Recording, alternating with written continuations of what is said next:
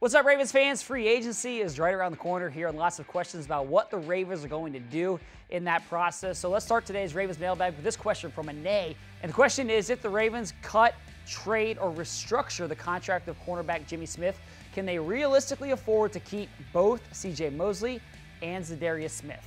No, I don't think that restructuring or cutting or whatever it is that you do with Jimmy Smith necessarily frees up enough money to keep both of those guys. I think the Ravens, I would say it's a low likelihood that both CJ and Zadarius end up staying in Baltimore.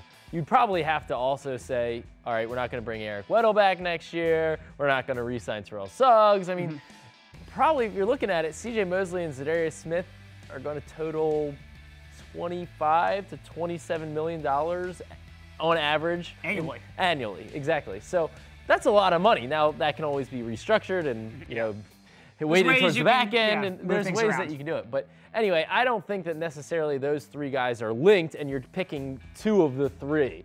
So I think the Ravens, they do have more cap space this year, but you also have needs like wide receiver. You're going to go out and sign a wide receiver. You're going to maybe make a play for a running back. You're going to have to re-sign probably one of your two tight ends. It's not just on the defensive side of the ball. You have to plug some needs up. So it's not just picking between those guys. Yeah, I would agree on that one. All right, let's keep the questions moving here. The second one comes from a K721, and the question here is, what can we expect Jordan Lasley and Jaleel Scott's impact to be on the offense next season? Well, this is an interesting question. I mean, you look at it last year, Jaleel Scott spent the entire year on injured reserve.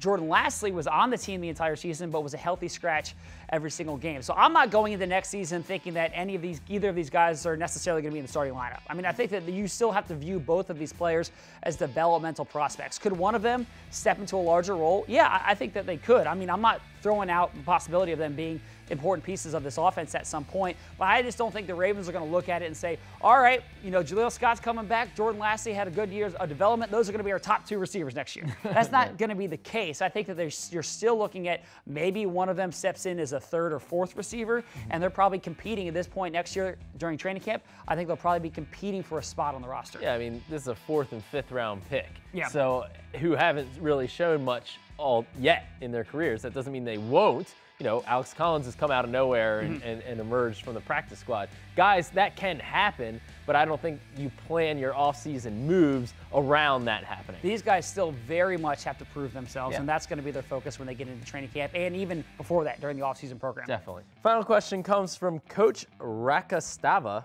I definitely butchered that. What are the chances of bringing back Kelechi Osmele to improve the offensive line size and strength? Well, KO would definitely improve the strength and size of the Ravens offensive line. I mean, Ravens fans obviously are familiar with him, just a baller. I mean, tossing dudes around all the time during the Super Bowl run. You know, he was one of the players that Eric DeCosta, I think, was referring to when he talked about losing young, talented players in free agency and him wanting to change that in future years because of the salary cap situation. KO just got a big payday from the Raiders, and we all looked at it and said, man, that's rich for a guard.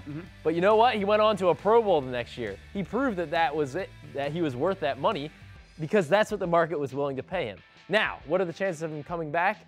I don't see them to be that great. I know that one person, Greg Rosenthal from NFL.com, put him on his list of potential cuts, but his reasoning for that was, well, Mike Mayock's the new GM, and he might want to get younger up front. Yeah.